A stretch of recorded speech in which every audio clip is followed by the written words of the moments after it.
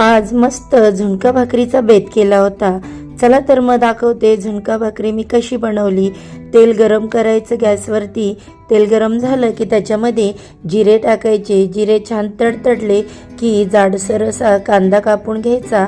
कांदा जास्त बारीक नाही कापायचा, अशा मी ज्या व्हिडिओमध्ये पद्धतीने दाखवले तसा कापायचा। त्याच्यानंतर त्यामध्ये मीठ, थोडीशी हळद, त्यानंतर आमचा स्पेशल असा घाटावरचा काळा मसाला म्हणजे चटणी टाकली। छान असं मिक्स करून घेतलं आणि तेल सुटेपर्यंत भाजलं। त्याच्यानंतर हे बेसनचं पीठ आहे, तुम्ही कोणतंही वापरू शकता, रेडीमेड असो किंवा डाळ दळून आणलेली।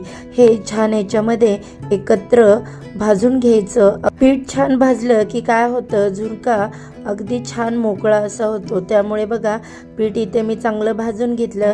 थोडासा पाण्याचा शिंतोडा दिला, पाणी जास्त घालायचं नाही कारण आपण हा कोरडा झुणका करतोय, तर त्याच्यासाठी थोडासा पाण्याचा शिंतोडा देऊन पुन्हा मिक्स करून घेतलं सगळं व्यवस्थित आणि त्याच्यावरती झाकण मारलं। एक 5 ते 10 मिनटं झाकण मारून ठेवायचं। वाफेबरोबर तयार झाला आपला मोकळा सुटसुटीत असा झुणका।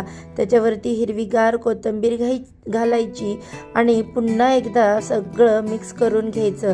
तर खायला असा गरम गरम मस्त झुणका आणि टम्म फुगलेली ही ज्वारीची भाकरी। कसा वाटला व्हिडिओ? आवडला तर लाईक, शेअर, सबस्क्राईब करा। Bye bye.